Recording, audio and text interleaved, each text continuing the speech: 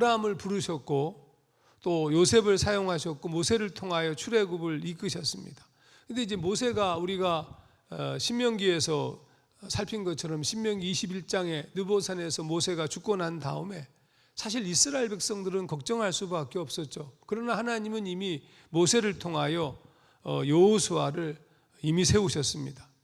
근데 우리가 여호수아는 괜찮았을까? 아닙니다. 여호수아 역시 걱정하고 있었던 것으로 보입니다. 그때 이제 여호수아에게 하나님이 하신 말씀이 있는데 그 말씀은 바로 신명기 31장 6절에 있었던 바로 하나님께서 모세가 여호수아에게 얘기했던 너희는 강하고 담대하고 두려워하지 말라라고 시작했던 그 얘기를 다시 반복해서 하나님이 말씀하십니다.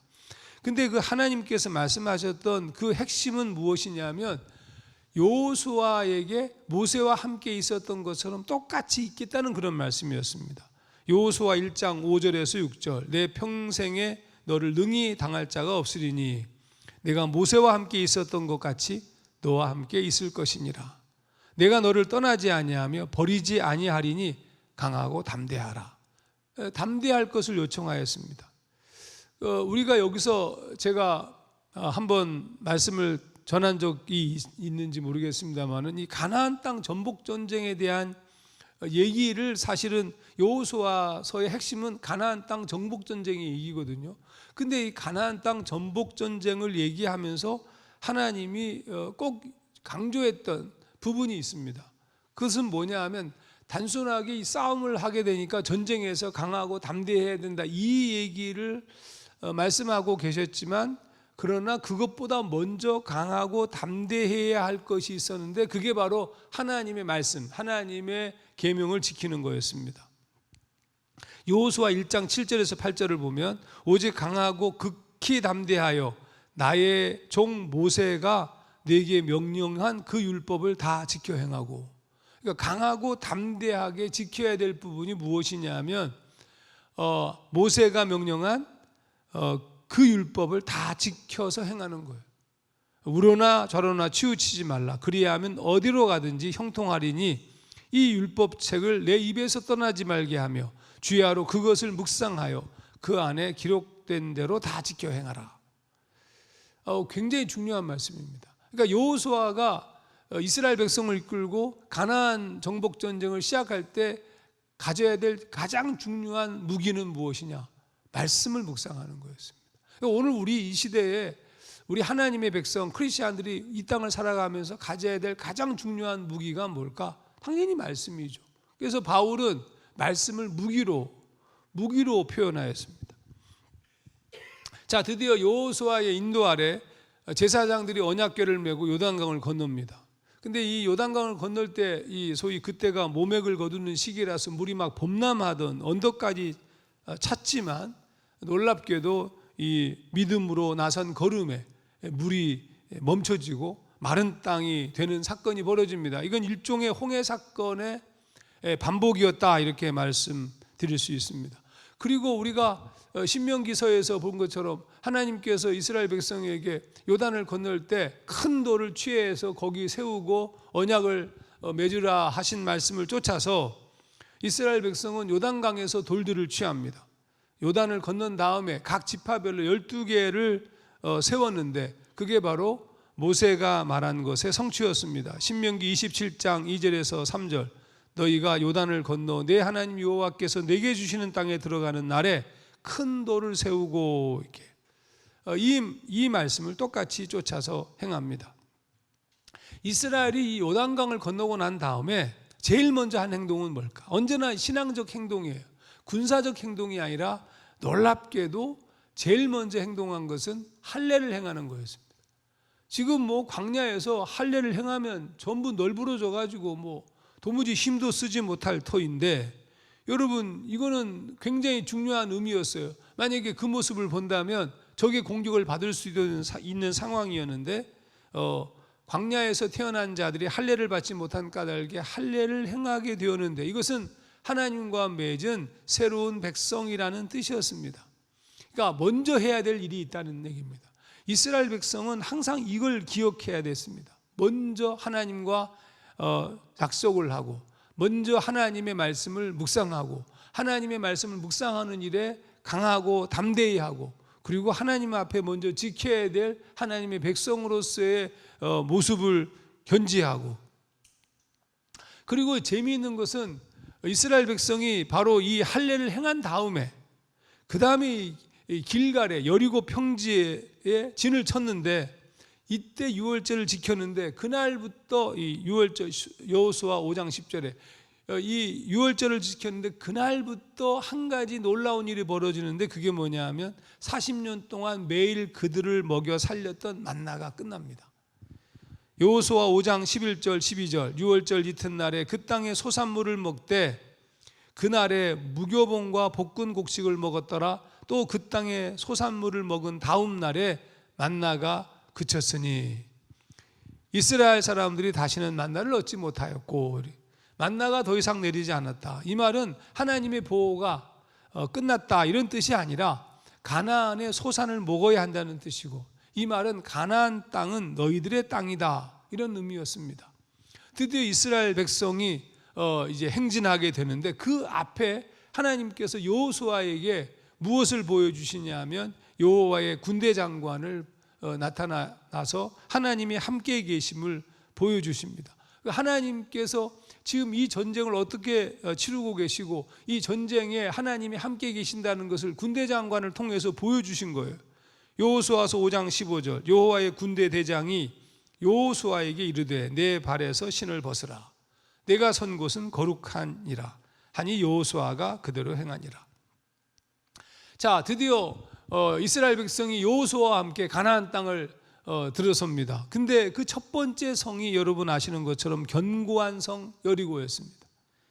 그러나 아무런 문제가 안 됐어요. 여리고성 아주 놀라운 사건이었습니다. 이스라엘이 하나님의 명령을 따라 하루에 한 바퀴씩 아침에 일찍 일어나서 돌다가 돌아와서는 잠을 자는 것이 전부였던 6일 동안의 행위를 하고 마지막 7째 날 돌아선 후에 소리를 질렀을 때 여리고성이 무너졌던 그러니까 여리고성을 이 무너뜨리는 경험에 이 싸움에서도 중요한 것은 하나님을 생각하는 거였어요. 하나님을 생각하는 거. 아무 말도 하지 않고 하루에 한 바퀴씩 일주일 동안 마지막 날 7바퀴를 돌면서 그들이 했던 것은 오로지 하나님만 기억하는 거죠. 이건 마치 이스라엘 백성이 홍해를 만났을 때 하나님이 모세를 통해서 하신 말씀과 똑같습니다. 너희는 두려워하지 말고 가만히 서서 여호와께서 오늘 너희를 위하여 행하시는 구원을 보라.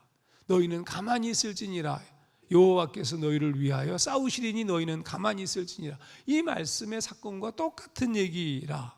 그러니까 결국 40년 동안 이스라엘 백성은 하나님만 바라보는 거룩한 응시 훈련을 했던 것이고 그리고 그 놀라운 복종과 사랑에 기초한 하나님을 추구하는 의존을 배웠기 때문에 그들의 힘이라는 것은 바로 하나님을 정확하게 주시하는 그 놀라운 온전한 의존에서 벌어진 사건임을 우리가 금방 알 수 있습니다.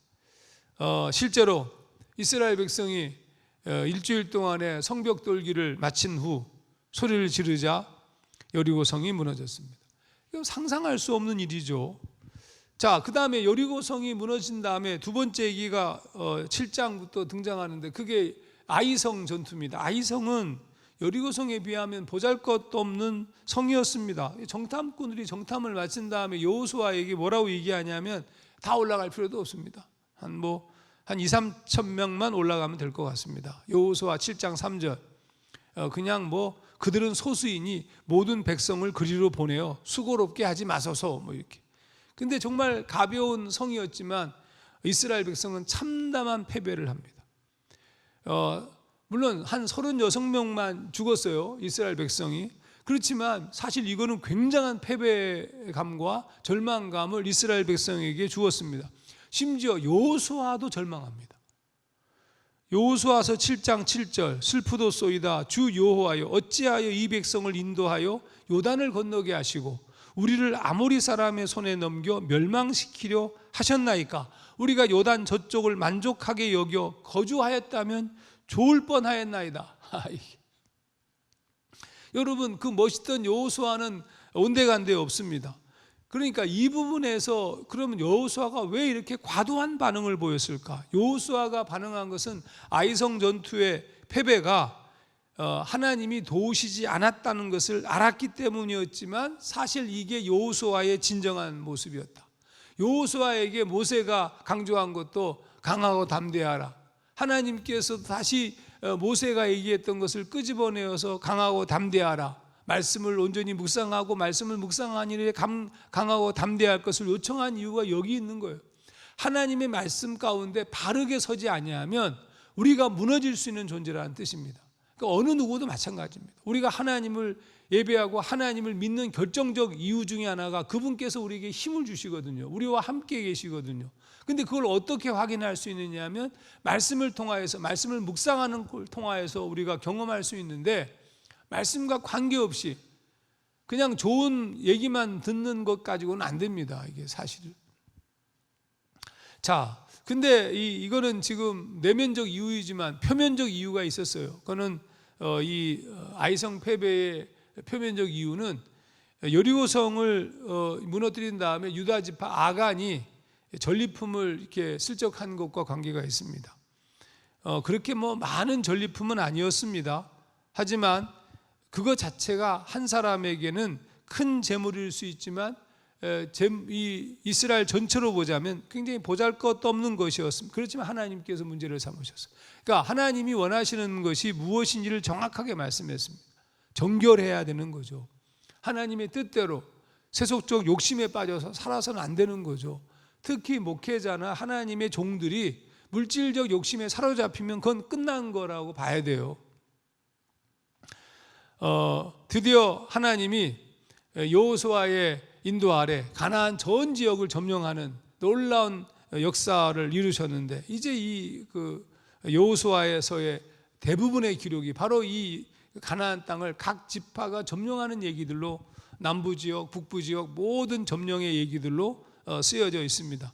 그런데 이렇게 점령 전쟁을 한 5년 이상을 쭉 해나가는 과정에 한 군데 아주 넘어갈 수 없는 그 지역을 만나는데 그게 헤브론이었습니다. 헤브론. 이 헤브론이 어디냐면 가데스 바네아에서 12명의 정탐꾼이 가나안 땅을 정탐했는데 그중에 10명의 정탐꾼이 뭐 굉장히 두려워했던 바로 그 아낙 자손, 거인 족인 아낙 자손이 사는 헤브론이 문제였습니다. 근데 여러분, 여기서 이 여호수아의 아름다움이 있는데 또 한 사람, 숨겨진 사람이 있었어요. 그 사람이 갈렙이에요. 갈렙.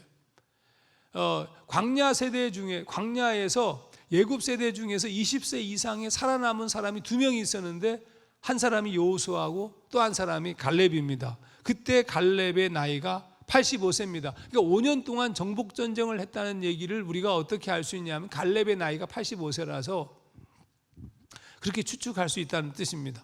근데 그 두려워하는 이 아낙 자손의 헤브론을 갈렙이 달라고 얘기합니다.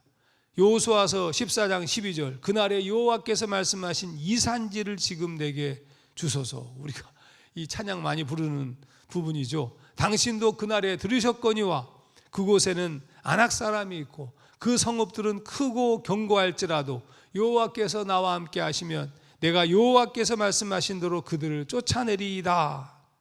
갈렙이 이스라엘 지파들이 꺼려했던 아낙 자손이 거하는 헤브론 지경을 달라고 했습니다. 여러분, 헤브론 갈렙의 손에 들어가는 순간 전쟁이 끝났습니다. 성경은 거기서 더 이상 얘기를 안 해요. 이게 끝났어요. 전쟁이 끝난 거예요. 그 땅 거민들이 저항할 이유를 잃었기 때문이고, 그런 이 갈렙의 헤브론 점령을 통하여서 이스라엘 백성이 확신했기 때문입니다. 그때 나이가 85세였다. 여호수아서 14장 15절, 헤브론의 옛 이름은 기랏 아르바라. 아르바는 아낙 사람 가운데서 가장 큰 사람이었더라. 그리고 그 땅에 전쟁이 그쳤더라. 전쟁이 다 끝난 다음에 가나안 땅은 각 지파별로 분배되었습니다. 그렇게 다 분배가 되고 가나안에 들어온 지 시간이 흘러서 어느 정도 안정을 찾았습니다. 그 사이 여호수아의 나이가 많이 들어서 죽음이 가까워집니다. 드디어 이제 여호수아가 죽음을 들어서기 전에 이스라엘 모든 백성들과 모든 지도자들에게 꼭 하고 싶은 얘기를 꺼내는데 그게 이제 여호수아의 고별 설교입니다. 23장 3절 너희의 하나님 여호와께서 너희를 위하여 이 모든 나라에 행하신 일을 너희가 다 보았거니와 너희의 하나님 여호와 그는 너희를 위하여 싸우신 이시니라. 그러니까 이스라엘 백성이 가나안 땅을 정복하고 싸워나가는 그 싸움의 승리의 요소는 우리가 잘해서가 아니라 하나님께서 싸우셔서 이기게 하신 것이다. 처음 여리고성을 점령할 때부터 우리가 살펴본 부분이고 아이성 전투에서 실패한 것에서 깨달은 부분이다. 하나님이 우리를 위하여 싸우셨다. 여호수아나 군사들이 싸운 것이 아니라 하나님이 싸우셨다. 그러니까 앞으로 이제 우리가 더 이 땅을 치리하고 또 이 땅을 다스리는 데 있어서 걱정할 필요가 없다. 하나님의 말씀을 따라서 행동하면 된다.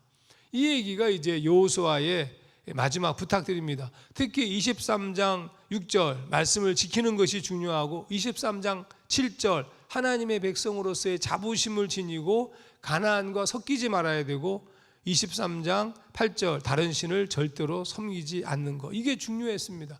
이것을 여호수아가 다른 말로 표현하였는데 여호수아서 23장 8절 말씀을 개역개정 말고 원래 개역 한글로 읽으면 상당히 중요합니다. 오직 너희 하나님 여호와를 친근히 하기를 오늘날까지 행한 것 같이 하라. 모세가 얘기했던 사랑하라는 개념의 다른 접근이죠. 친근하기를, 이렇게 하나님과 친근하여라. 우리의 삶 속에 하나님과 늘 친근하는 삶을 살아야 된다. 여호수아가 이제 마지막으로 강조한 것은 이 친근할 것을 얘기하면서 동시에 모세가 얘기했던 것과 같은 하나님을 사랑하라 이 말씀을 다시 반복하여 얘기합니다. 그런데 여호수아의 얘기는 조금 달라요. 뉘앙스가 사랑하라고 얘기하긴 하는데 모세가 얘기했던 것과는 약간 다릅니다. 자, 모세의 얘기 6장 5절 신명기 마음을 다하고 뜻을 다하고 힘을 다하여 내 하나님 여호와를 사랑하라. 근데 여호수아는 이렇게 얘기합니다. 23장 11절 그러므로 스스로 조심하여 너희의 하나님 여호와를 사랑하라. 그러니까 친근이라는 말은 살짝 조심하지 않을 수 있어요. 근데 친근이라는 개념을 썼지만 동시에 하나님을 조심해서 사랑하라. 우리가 놓치고 있는 부분입니다. 하나님을 함부로 대하고 내가 예수를 믿는 나 중심으로 모든 것을 판단하는 그런 삶이 아니라 하나님을 조심해서 그리고 마지막으로 부탁한 얘기가 24장 14절 공동번역으로 읽으면 여러분은 이제 야훼를 경외하며 일편단심으로 그를 섬기십시오.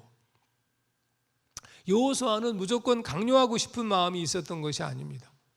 사실은 이 일편단심으로 그를 섬기십시오라고 얘기하면서 15절은 이렇게 얘기합니다. 만일 야훼를 섬기고 싶지 않거든 누구를 섬길 것인지 여러분이 오늘 택하십시오. 이 여호수아의 마지막은 이와 같은 고별 설교를 듣고 있었던 이스라엘 백성 전체가 이 얘기 여호수아 이 얘기를 듣고 무엇인가를 결정해야 되는 그 순간 여호수아가 이렇게 얘기합니다. 오직 나와 내 집은 여호와를 섬기겠노라. 당연히 이스라엘 백성 모두가 여호수아처럼 오직 하나님만 섬기겠습니다 라고 고백합니다. 여호수아서 24장 18절 여호와께서 또 모든 백성들과 이 땅에 거주하던 아모리 족속을 우리 앞에서 쫓아내셨습니다. 그러므로 우리도 여호와를 섬기리니 그는 우리 하나님이심이니이다. 이렇게 세겜에서 있었던 신앙 고백이었습니다.